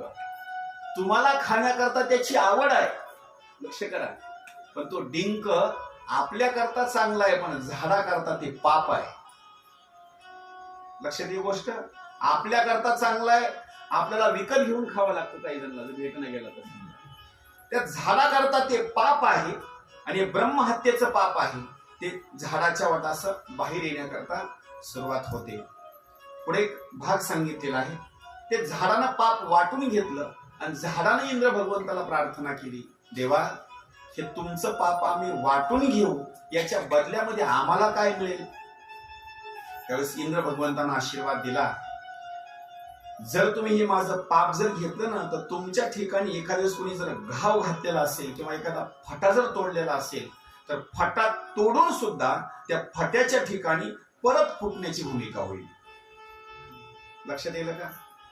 तुम्ही एखादा फटा जर तोडला ना, तर फटा तोडून सुद्धा तिथं परत झाड असं निर्माण होण्याकरता सुरुवात होतं, पुढं चलण्याकरता सुरुवात होते. काही काही ठिकाणी झाड संपूर्ण तुम्ही कट करून टाका, पण त्या बुडाला सुद्धा परत झाड येण्याची सुरुवात होती. हा आशीर्वाद जर पुन्हा दिला असेल, तर हा आशीर्वाद सुद्धा इंद्र भगवंताच्या बाबतीमध्ये या वृक्षांना दिलेला आहे. नंबर 3, तिसरा भाग सांगितलेला आहे, तो म्हणजे पाण्यानं. पाण्यानं सुद्धा ही ब्रह्महत्या असणारी वाटून घेतली आणि वाटून घेतल्याच्या नंतर पाण्यानं सुद्धा सांगितलं, देवा, तुमची असणारी ही जी ब्रह्महत्या आहे आम्ही वाटून घेतो, पण आम्हाला सुद्धा असणारा आशीर्वाद द्या. त्यावेळेला बोलण्याकरता सुरुवात केली. तुम्हाला सुद्धा असणारा आशीर्वाद देतो. पाण्याच्या बाबतीमध्ये काही वेळेला काही ठिकाणी पाणी वाहण्याकरता सुरुवात होते आणि काही ठिकाणी पाणी मात्र एका ठिकाणी असं साचतं. जुन्या काळामध्ये आपण जर घागर विहिरीमध्ये बुडवण्याकरता जर गेलो ना, तर विहिरीवर असणारा असा कचरा किंवा पांढरट असणारा भाग जे तुम्हाला दिसतो का नाही दृष्टीला, हा दुसरा तिसरा कोणी नाही बरं का. ती जी तुमचा वरचा कचरा वगैरे ते दिसण्याची भूमिका आहे, जी घाणीची भूमिका आहे पाण्याच्या वर तरंगणारी, तर ती दुसरी तिसरी भूमिका कोणी नाही. इंद्र भगवंताच्या बाबतीमध्ये त्या पाण्यानं सुद्धा पाप वाटून घेतलेलं आहे, पाप. आणि एकदम आता माफी मागून बोलतो, कथा सांगता झाल्याची नाही किंवा आपल्यावर कोणी एखाद्या वेळेस माझ्यावर कोणी शंका घेईल, पण मला सांगणं सुद्धा गरजेचं आहे. कशामुळे माहिती, काही वेळेला काही भूमिका अशी असते, सांगत असताना फक्त मी वेगळ्या भूमिकेमध्ये सांगणार, समजून घेणाऱ्या मंडळीने समजून घ्या. भूमिका अशी आहे, चौथं पाप महिला मंडळींनी वाटून घेतलेलं आहे. लक्षात येते का बघा तुमच्या. आता ज्या पूर्वजांच्या बाबतीमधून आलेलं पाप आहे ते चौथं पाप सुद्धा महिला मंडळीने वाटून घेतलेलं आहे. फक्त एवढाच भाग सांगतो, 4 दिवसापर्यंत स्वयंपाक करण्याची जी भूमिका नसते का नाही, तर ते पाप सुद्धा त्या काळामध्ये इंद्र भगवंताच्या हातातून वाटून घेतलेलं आहे. म्हणजे ही सुद्धा भूमिका ग्रंथामध्ये सांगितलेली आहे. आणि शुचिभूताची भूमिका पुन्हा सांगितलेली आहे. 4 दिवसाची पूर्ण आहुती किंवा पूर्ण दिवस झाले की पुन्हा ते वरदान मागून घेतलेलं आहे. म्हणून एक भूमिका असणारी आहे. आणि आणखी एक भूमिका सांगतो, विषय आला म्हणून सांगतो. जर त्या 4 दिवसाच्या भूमिकेमध्ये शक्यतो स्वतः अन्न शिजवून किंवा स्वयंपाक करून कुणाला सुद्धा देऊ नका,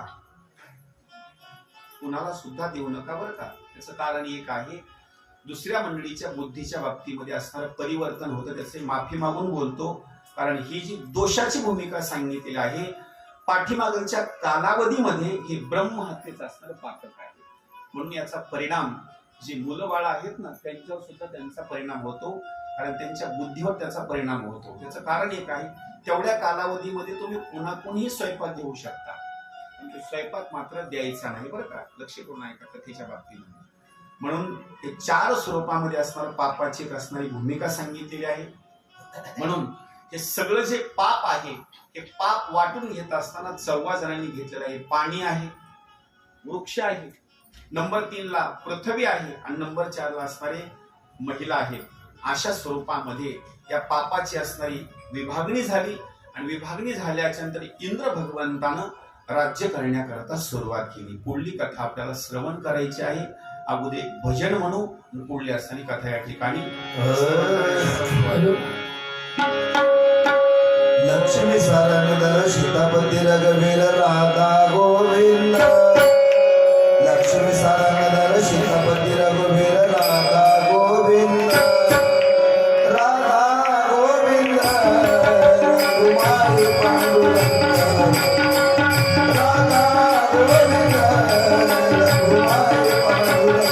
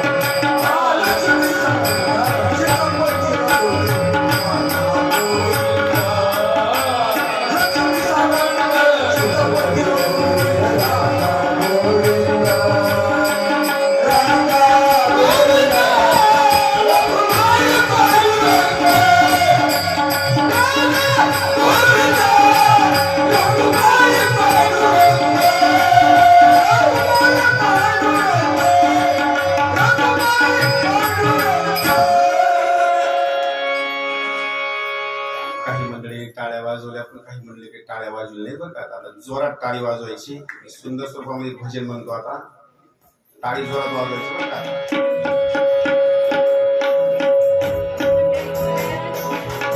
टाळी.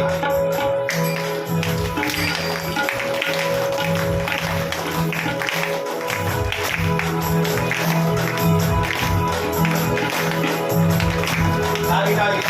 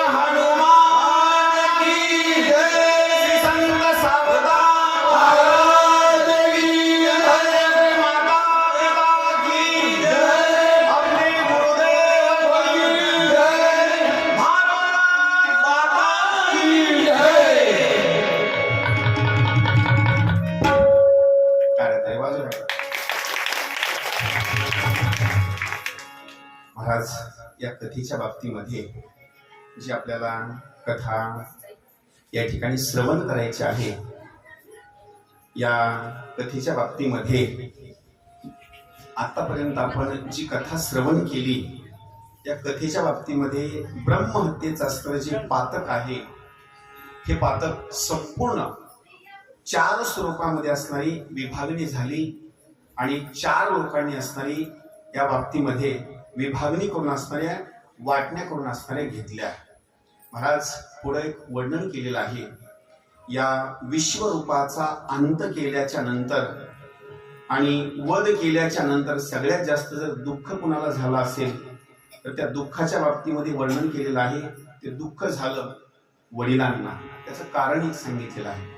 मुलगा कसा जरी असला ना, तर मुलगा एखाद्या वेळेस व्यसनी जरी असला, कशाही स्वरूपामध्ये असू द्या, पण त्याची दया जर कुणाला येत असेल, कीव जर कुणाला येत असेल तर वडिलालाच. महाराज त्यावेळेला काय केलं? इंद्राचा सर्वनाश करण्याकरता पुन्हा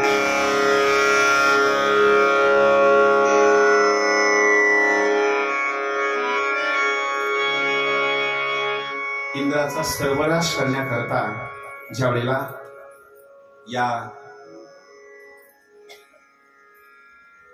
त्वष्टाने ज्या वेळेला दुसऱ्या सुपुत्राच्या बाबतीमध्ये पुत्र निर्माण करण्याकरता सुरुवात केली, त्याच्याकरता एक अग्नी असणारा आहुती सांगितलेला आहे. कोणता अग्नी तो ऐका. त्या अग्नीच्या बाबतीमध्ये आपण दररोजचं जेवण करतो का नाही? जेवण केल्याच्या नंतर एक ऊर्जा निर्माण होते. कोणती ऊर्जा ती ऐका. जेवण केलं ना, जेवण केल्याबरोबर शरीरामध्ये असणारी ऊर्जा निर्माण होते. या अग्नीच्या बाबतीमध्ये या अग्नीमधूनच ज्यांचा जन्माचा असणारा भाग सांगितलेला आहे, त्यांचं नाव आहे वृत्रासुर. आणि या वृत्रासुराच्या बाबतीमध्ये लहानाचं मोठं होत असताना याने तपश्चर्या वगैरे करून वरदान मिळवलं आणि वरदान मिळवल्याच्या नंतर इंद्र भगवंताच्या बाबतीमध्ये युद्ध खेळण्याकरता सुरुवात केली. युद्ध खेळण्याकरता सुरुवात केल्याच्या नंतर मग मात्र घनघोर युद्ध झालं. पण त्या घनघोर युद्धामध्ये शेवटी वृत्रासुरानं साक्षात स्वरूपामध्ये इंद्र भगवंताला गिळण्याकरता सुरुवात केली. इंद्र भगवंत पोटामध्ये गेले, पण पोटामध्ये गेल्याच्या नंतर त्यांचा वध मात्र झाला नाही, पोट फाडून बाहेर आले. त्याचं कारण सांगितलेलं आहे. गिळंकृत करून सुद्धा इंद्र ज्यार्थी मरत नाही, त्याचा एक महिमा सांगितलेला आहे. नारायण कवचाचा महिमा. त्याच्या अगोदरची मी तुम्हाला कथा सांगितली. पोट फाडून असताना तो बाहेर आला आणि पुन्हा घनघोर युद्धाच्या बाबतीमध्ये युद्ध सुरुवात झालं. शेवटी 1 आणि 2 दिवसापर्यंत नाही, 1 वर्षापर्यंत युद्ध चाललं. युद्ध चालल्याच्या नंतर इंद्र भगवंताने एक हात कट केला, दुसरा हात कट केला आणि शेवटी शिरकमल सुद्धा असणारं कट करून टाकलं. तेवढ्या वेळेमध्ये शिरकमल कट केल्याच्या नंतर मग मात्र हाहाकार असणारा मातला. पण शेवटच्या क्षणाला 2 स्वरूपामध्ये त्यानं हसत हसत असणारे आपल्याशी प्राण सोडून दिले. इंद्र भगवंतानं प्रश्न विचारला, अरे 2 मिनिटांमध्ये तू आता मरणार आहेस, पण तुला मरणाच्या बाबतीमध्ये भीती वाटत नाही का? त्यावेळेला त्यानं बोलण्याकरता सुरुवात केली. देवा, खरं सांगू, मला 2 प्रकारचा मृत्यू मात्र या ठिकाणी श्रेष्ठ वाटतो. कोणता मृत्यू ते ऐका. आज आपली जी कथा चालू आहे ना, आज तारीख किती आहे? 13. उद्या 14 आणि परवाच्या दिवशी 15 तारीख.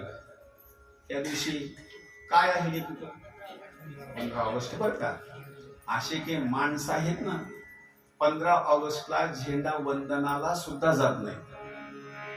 काय सांगतो, लक्ष करून ऐका बरं का. हे मुलं गावामध्ये छोटे छोटे शाळेतले मुलं भारत माता की जय जय जयकार करतात. काही असे माणसं आहेत हे झोपेतून सुद्धा उठत नाही. ये मेरे वतन के लोगो जरा आंख में भर लो पानी, जो शहीद हुए हैं उनकी जरा याद करो कुर्बानी. या भारत देशाकरता, या तिरंग्याकरता अनेक लोकांनी आपले प्राण समर्पित करून टाकले. हे नुसता झेंडा फडकवण्याकरता सुद्धा तिथे फिरकत नाही.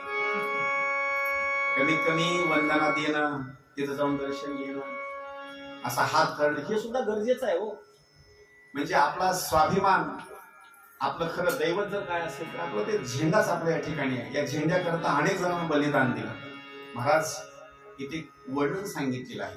2 स्वरूपामध्ये मृत्यूवासनाला श्रेष्ठ सांगितलेलं आहे. नंबर 1, या भारत मातेकरता जो सीमेवर लढतो आणि लढत लढत ज्याला गोळ्या लागतात अशा स्वरूपामध्ये ज्याचा मृत्यू होतो का नाही, तो सगळ्यात मरण 1 नंबरचं मरण सांगितलेलं आहे.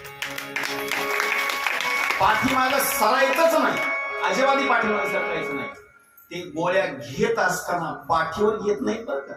गोळ्या घेत असताना पाठीवर घेत नाहीत, छातीमध्ये पुढे चलत राहतात, माग मात्र सरकत नाहीत.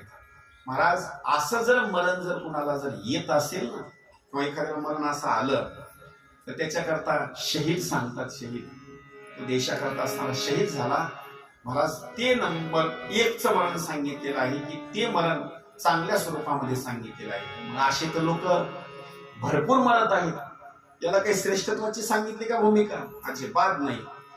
तो वृत्रासुर सांगतो, देवा मी तुमच्यासोबत युद्ध खेळत खेळत या ठिकाणी रणांगणामध्ये मरत आहे ना, हे मरण सुद्धा चांगलं आहे, हे मरण सुद्धा चांगलं आहे. आणि नंबर 2, दुसरे एक माणसाला मरण यावं, ते कोणतं आहे का? राम राम म्हणता जावो माझा प्राण. मरण कसं यावं माहिती? शेवटच्या क्षणापर्यंत देवाचं सारखं भजन आपल्या मुखाने यावं आणि भजन म्हणत म्हणत म्हणतच माणसाला मरण यावं. काही ठिकाणी बघितलं, काही मंडळी हरिपाठ म्हणत म्हणत त्यांना मरण आलं. हरिपाठ म्हणत म्हणत बरं का.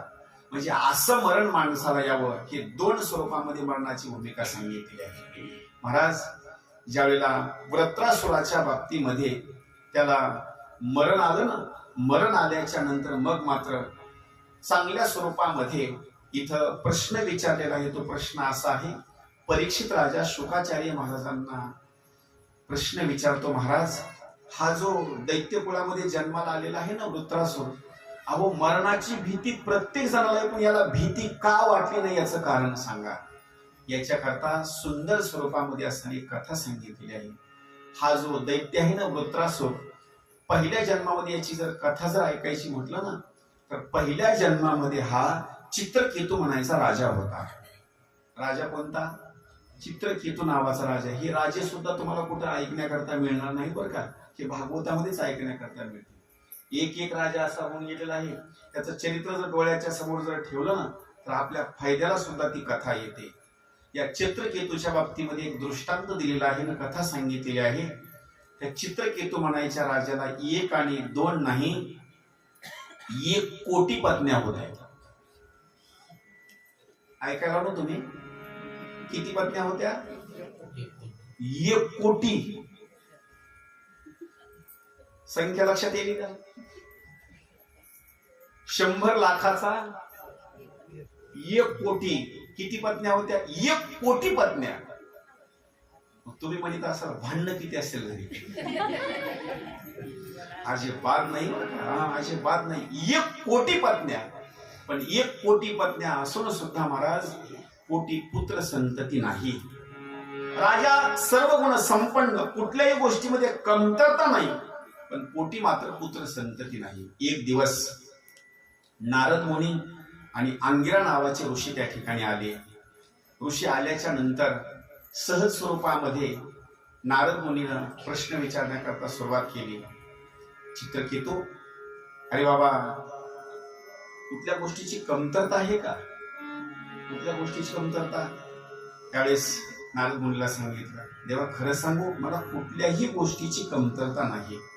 फक्त एकच मला कमतरता आणि गोष्ट सारखी मला सतावते आहे. ती गोष्ट अशी आहे, माझ्या पोटी पुत्र संतती नाही, म्हणून मी नाराज आहे. त्यावेळेस नारद मुनीनं आणि अंगिरा नावाच्या ऋषीने सांगितलं, फार आनंदी आहेस तू. अरे तुला कमवण्याची गरज नाही किंवा काही नाही, फार आनंदी तू जीवन जगा. आता सांगितलं, नाही हो महाराज, जर निपुत्रिक जर माणूस असला ना, तर त्याला काय लोक बोलतील हे काही सांगता येत नाही. निपुत्रिकाचे घरी न घेवी अन्न. महाराज निपुत्रिकाच्या बाबतीमध्ये लोक नाही ती चर्चा करतात. त्यावेळेला विनंती करण्याकरता सुरुवात केली. माझी एक विनंती आहे, तुम्ही जर कृपेचा असणारा आशीर्वाद दिला तर माझ्या पोटी सुद्धा किंवा आमच्या घरामध्ये सुद्धा एखाद्या वेळेस बालकाचा जन्म होऊ शकतो. त्यावेळेस त्या अंगिरा नावाच्या ऋषीनं आणि नारद मुनीनं आशीर्वाद दिला, राजा कालांतरानं तुझ्या घरी एका बालकाचा जन्म होईल, पण लक्षात ठेव तो बालक तुला आनंदही देईल आणि दुःखही देईल. लक्षात गोष्ट घ्या बरं का, मुलगा जन्माला येईल पण तुला आनंदही देईल आणि तुला दुःखही देईल. दोन गोष्टी त्या मुलाकडून सांगितल्या बरं का. पण आपल्या संसारामध्ये तसं नाही बरं का. मुलगा जर जन्माला आला तर दोन्ही पैकी एकच गोष्ट देतो, दोन गोष्टी देत नाही. लक्षात येईल? दिला तर तो आई वडिलाला आनंदच देईल, दिलं तर दुःखच देईल. दोन गोष्टी सांगितल्या, दिला तर आनंदच देईल नाहीतर दुःख देईल. पण इथं कथा अशी सांगितलेली आहे, राजा कालांतरानं मुलगा जन्माला येईल पण आनंदही देईल आणि दुःखही देईल. महाराज आनंदही त्याला देऊ द्या आणि दुःखही देऊ द्या, फक्त पुत्र संततीच्या बाबतीमध्ये मला पुत्राच्या बाबतीमध्ये मला एकदा डोळे भरून असणार त्या मुलाला एकदा बघायचं आहे. आनंदाचा असणारा माझा तो क्षण आहे. कालांतरानं त्या राजाच्या पोटी, त्या चित्रकेतूच्या पोटी म्हणजे सगळ्यात असणारी अग्रेसर असणारी पत्नी सांगितलेली आहे. एक क्रमांकाची तिचं नाव आहे कृतद्विती. नाव लक्षात ठेवा, चित्रकेतू आणि कृतद्विती. एक पोटी पत्न्या, त्याच्यापैकी अग्रेसर असणारी ही महाराणी. आणि कालांतरानं प्रसाद दिल्याच्या नंतर त्या महाराणीच्या पोटी एक मुलगा जन्माला आला. मुलगा जन्माला आल्याच्या नंतर एक पोटी पत्न्या, त्याच्यापैकी जी महाराणी आहे तिच्या पोटी पुत्र संतती झाली. दुसऱ्या जी पत्न्या होत्या का नाही, राज्यामधले लोक त्या पत्न्यांच्या बाबतीमध्ये निंदा करू लागले. आता मान कोणाला? जिला पुत्र संतती आहे का नाही तिलाच मान, दुसऱ्या पत्न्याला मात्र अजिबात मान नाही. त्यावेळेस त्यांनी निर्णय घेतला, खरंच या ठिकाणी आता मान अपमान होण्याची भूमिका जर कुणामुळे होत असेल तर केवळ त्या मुलामुळं, त्याला दुसरं काहीच कारण नाही, फक्त मुलामुळं आहे. मग आता एक काम करू, आपण मुलगा जिवंत ठेवायचा नाही. या सगळ्या राण्या एका ठिकाणी आल्या आणि त्यांनी षडयंत्र करण्याकरता सुरुवात केली. काय करावं काय करावं काय करावं. एक जण म्हणली काळजी करायची गरज नाही, तो काय मोठा आहे का काय, लहानसं लेकरू आहे, थोडस दूध घ्या आणि दुधामध्ये काय करा, थोडस विष टाका, त्या लेकराला पाजून टाका. महाराज लहानसं लेकरू जवळ गेल्या, त्या लेकराच्या पाळण्याच्या जवळ चमच्यानं त्याला दूध पाजलं. या महाराणीला काय माहिती, या प्रेम करतात तर त्याच्यामध्ये विष टाकले, काहीच माहिती नाही. महाराज त्या लेकराला असणार दूध मिश्रित असणार विषाच्या बाबतीमध्ये असं दूध त्याला पिण्याकरता असणार चमच्यानं असं पाजलं. थोडा कालावधी निघून गेला. आईनं त्या लेकराला पाण्यामध्ये टाकलेलं होतं. आईला असं वाटलं आता दूध पिलेलं आहे, हे झोपलंच आहे, आता कामाला लागा. ती महाराणी होती. तिकडं तिकडं थोडस असं फिरू लागली. एक असणारी सेविका सहज सांगितलं, बाई 2-4 तास झाले लेकरू आणखी उठलंच नाही, जाऊन पहा तरी कमीत कमी. गेल्याच्या नंतर काय त्याचे उलटे असणारे असे बोबळ गेले, पांढरे डोळे झाले आणि त्यांना असणारा प्राण सोडलेला होता. बेशुद्ध असणाऱ्या अवस्थेमध्ये असणारी जिला पाहण्याकरता सांगितलं होतं, काय उत्तर द्यावं. एवढ्या वर्षाच्या नंतर एकुलता एक मुलगा झालेला आहे, तर काय करायला उत्तर द्यावं म्हणून तिला चक्कर आली. तिथं जमिनीवरती कोसळली. ती जमिनीवर कोसळल्याच्या नंतर जिच्या पोटी पुत्र संतती झाली ती धावत धावत गेली. पाहते तर काय, तिनं सुद्धा रडण्याकरता सुरुवात केली. आणि रडण्याकरता सुरुवात केल्याच्या नंतर मग मात्र राजा त्या ठिकाणी येतो आणि राजा सुद्धा त्या ठिकाणी आल्याच्या नंतर राजानं सुद्धा रडण्याकरता मग सुरुवात केली. ज्या वेळेला राजा सुद्धा रडण्याकरता सुरुवात होतो, राणी रडते. दुसऱ्या ज्यांनी जे विष पिण्याकरता दिलं होतं ना त्या बालकाच्या बाबतीमध्ये, त्यांनी सुद्धा नाटकाच्या स्वरूपामध्ये रडण्याकरता सुरुवात केली. आणि नाटकाच्या स्वरूपामध्ये रडण्याकरता सुरुवात केल्याच्या नंतर मग मात्र सगळ्या त्या प्रजेच्या बाबतीमध्ये दुःख, सगळेजण त्या ठिकाणी रडू लागले. आता उपदेश करण्याच्या बाबतीमध्ये कोणीच नाही तिथं उपदेश करण्याकरता. कोण सांभाळेल? वेळ जर आली ना त्या नगरीच्या बाबतीमध्ये आणि राज्याच्या बाबतीमध्ये सांभाळण्याकरता एकच असतो, कोण माहिती? राजा. जर राजालाच दुःख म्हटलं मग त्याचा काय उपयोग आहे? ऐका, पाण्यामध्ये नाव आहे आणि पाण्यामध्ये नाव चालत असताना त्या नावेचा जो मुख्य असणारा जो ड्रायव्हर असतो का नाही, तो जर आजारी पडला आणि त्याला जर व्यवस्थित नाव जर चालवता येत नसेल तर नावेमधले माणसं कोणीच वाचणार नाही. लक्ष करा, रेल्वे आहे, रेल्वेमध्ये भरपूर प्रवासी पाठीमागे बसलेले आहेत, सगळे निवांत झोपले. कुणाच्या विश्वासावर? त्या ड्रायव्हरच्या. एसटी मध्ये आपण प्रवास करतो, रात्रीचा प्रवास जर असेल तर मागचे प्रवासी बिनधास्त झोपतात बरं का. कुणाच्या विश्वासावर? ड्रायव्हरच्या विश्वासावर. महाराज ज्या वेळेला समजावण्याकरता राजालाच दुःख आहे, तर काय निर्णय घ्यावा. राजा सारखा रडू लागला. ती कृतदिवती म्हणायची राणी सुद्धा रडू लागली. समजावण्याकरता कोणीच नाही. अहो, हे दुःख पृथ्वी तलावरच्या लोकांना समजलं, पण काय राजाला समजावं? एवढा मोठा राजा आहे, त्याला काय जाऊन समजावं? ही गोष्ट परत नारद मुनीला आणि त्या अंगिरा नावाच्या ऋषीला असणारी समजली. तिथून परत आले. तेवढा असणारा दुःखाचा भाग त्यांनी बघितला. बघितल्याच्या नंतर राजाला एकच शब्द बोलण्याकरता सुरुवात केली. राजा, पाठीमागे तुला मी एक शब्द सांगितला होता, आठवणीत आहे का? मुलगा तुला होईल, पण तुला मुलगा काय करेल माहिती? 2 गोष्टी देईल. कोणत्या कोणत्या? सांगितलेल्या गोष्टी खऱ्या आहेत का? मुलगा जन्माला आल्याच्या नंतर तुला आनंद देईल. जन्माला आल्याच्या नंतर तुला त्यानं आनंद दिला. आता तुला काय दिलं त्या मुलाने? आता तुला दुःख दिलं. राजा, आता तुला सावध होणं मात्र या ठिकाणी फार गरजेचं आहे. राजा, तू एक काम कर, आता सावध हो. आता ही सावध होण्याची वेळ आहे. आता भरपूर दुःख राजा करू लागला.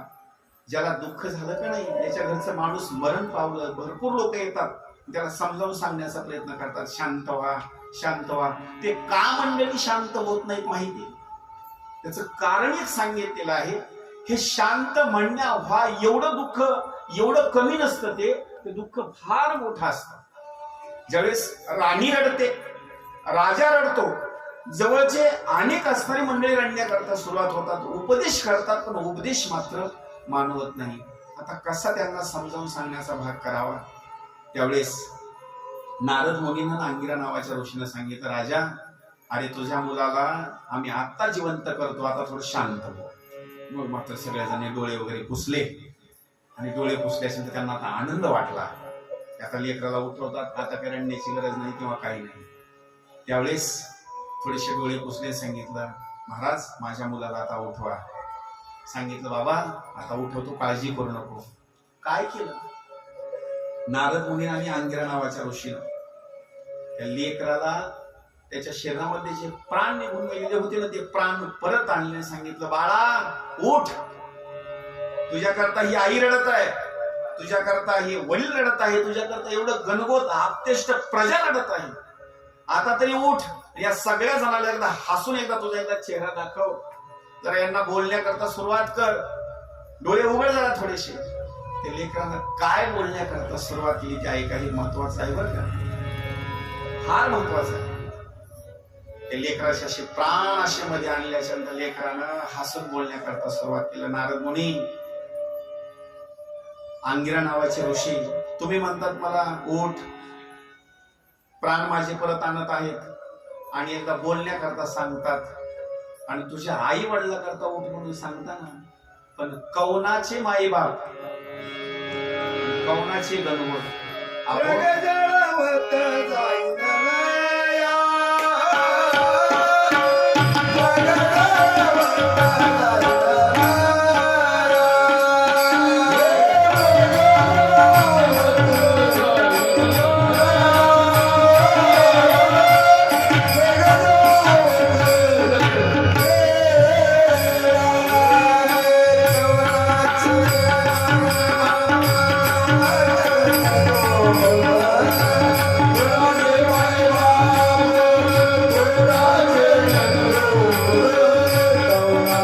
Bye.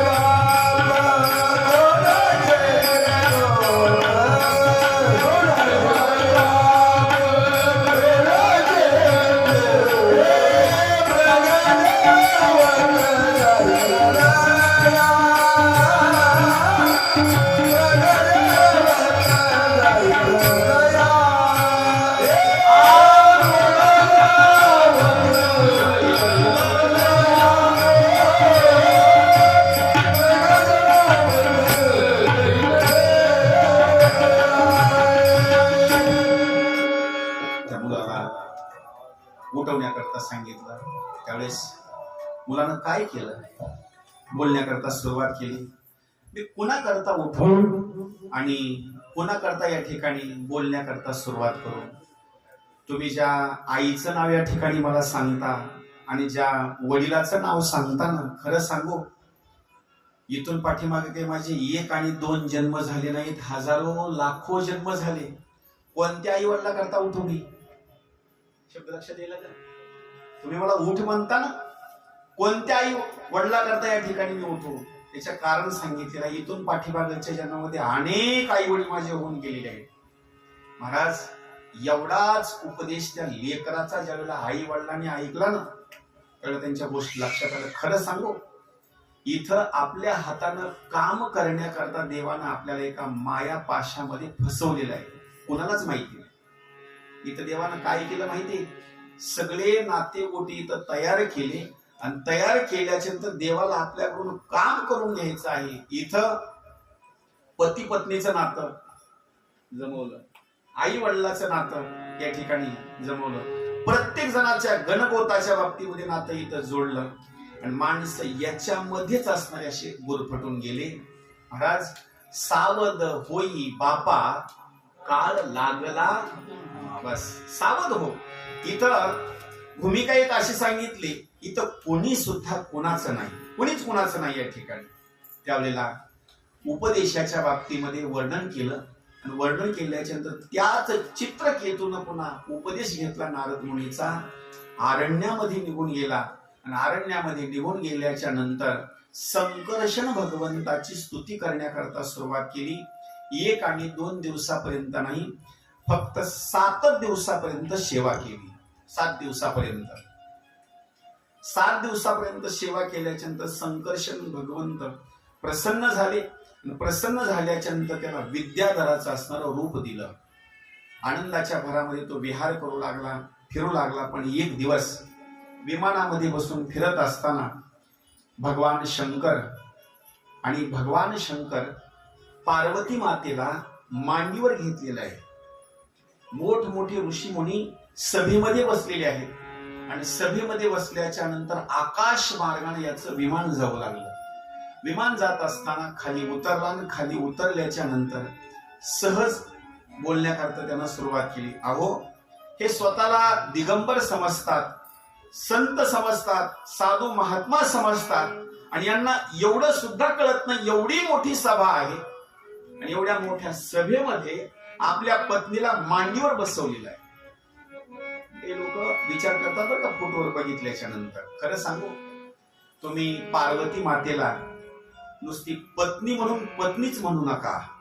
त्याची भूमिका सांगितली. ती पत्नी म्हणजे नुसती पत्नीच नाही, त्याचं कारण सांगितलेलं आहे. पार्वती माता भगवान शंकराची भक्त सुद्धा आहे. मग कुठलाही देव आपल्या भक्ताला मांडीवर सुद्धा बसवतो. गणपती बाप्पा हे सुद्धा सुपुत्र आहेत. पुढे वर्णन करायचं म्हटलं तर भक्त सुद्धा आहेत. माझा विठू माझा लेकुर वाळा आणि संगे गोपाळांचा मेळा. देव काय करतो? कोणत्या संताला खांद्यावर घेतो, कोणत्या संताला कमरेवर घेतो. मग असं घेतल्याच्या नंतर आपण काय त्याची निंदाच करायची का? याची बात नाही. पण ज्या वेळेला पार्वती मातेच्या बाबतीमध्ये पार्वती माता मांडीवर आहे आणि भगवान शंकर सभेमध्ये उच्च असणाऱ्या आसनावर बसलेत, अनेक ऋषी मुनी आहेत आणि त्यांना बोलण्याकरता सुरुवात केली. भगवान शंकर शांत आहेत, एक शब्द सुद्धा बोलत नाहीत, ऋषी मुनी कोणी बोलत नाहीत. पण तिथं बोलण्याकरता सुरुवात केली ती म्हणजे पार्वती मातेनं. एवढे लोक शांत आहेत, कोणीच बोलत नाही. पण सगळ्यामध्ये हाच काय एकटा हुशार झाला का? हाच काय तत्वज्ञानी झाला का? कुणालाच काही कळत नाही. त्या पार्वती मातेनं त्यावेळेला शाप देऊन टाकला की हा विद्याधर राहण्याच्या लायकीचा नाही, पुढल्या जन्मामध्ये हा दैत्य कुळामध्ये जन्माला येईल. तोच वृत्तासुर पुढल्या जन्मामध्ये दैत्य योनीमध्ये जन्माला आला. आणि आणखी भाग सांगतो महत्वाचा. एखाद्या महिलेच्या बाबतीमध्ये किंवा कुमारिकीच्या बाबतीमध्ये अगोदर वडिलाच्या घरी जर राहत असताल आणि राहत असताना पुन्हा कालांतरानं जर विवाह झाला तर विवाह झाल्याच्या नंतर एक भाग पुन्हा सांगितलेला आहे. सगळं जर नातं गोतं जर कोणतं जर असेल ना तर पती परमेश्वर हेच एक नातं होतं, दुसरं कुणीच नाही बरं का. फक्त पती परमेश्वर हेच एक नातं होतं. जर ती महिला पुन्हा सासरी गेली आणि सासरीहून जर पुन्हा माहेरामध्ये परत जर आली आणि जर माहेरच्या मंडळींनी सहज जर त्या मुलीला जर विचारलं, बाई तुझे मालक चांगले आहेत का, तुझा सांभाळ चांगला करतात का, असं जर बोलण्याकरता सुरुवात जर केली तर त्या पत्नीने म्हणावं आनंदाच्या भरामध्ये, हो त्यांचं काय वर्णन करावं, साक्षात स्वरूपामध्ये ते भगवान शंकर आहेत आणि मी असणारी पार्वती माता आहे, असं त्यांनी वर्णन करावं. त्याचं काही महिला काय करतात माहिती का, काय तुम्ही मला बघून दिलंय आणि काय नाही, त्याला काही काळीची अक्कल नाही. अशी भाषा कधीच वापरायची नाही बरं का, कधीच भाषा वापरायची नाही.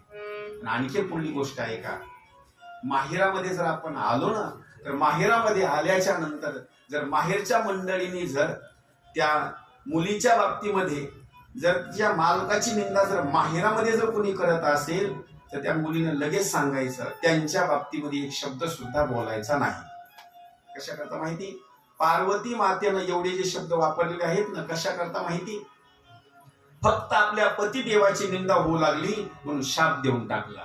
ती महत्वाची असणारी भूमिका आहे. म्हणून या ठिकाणी वृत्रासुराच्या बाबतीमध्ये विशेष स्वरूपामध्ये असणारी कथा, पहिल्या जन्मामध्ये देवाची भक्ती केलेली आहे म्हणून शेवटच्या वेळेला हसत हसत असणार इंद्र भगवंताच्या समोर त्यांना असणारे प्राण सोडले, इथपर्यंतची असणारी जी कथा आहे ही सुंदर स्वरूपामध्ये असणारी ही कथा सांगितलेली आहे. षष्ठ स्कंदामधली असणारी ही कथा आहे. म्हणून उद्या या कथेच्या बाबतीमध्ये चतुर्थ असणारा हा दिवस आहे. उद्याचा एक नियम असा असतो, 3 दिवसापर्यंत असणारं जे चरित्र आहे आपल्याला विशेष स्वरूपामध्ये दुसरं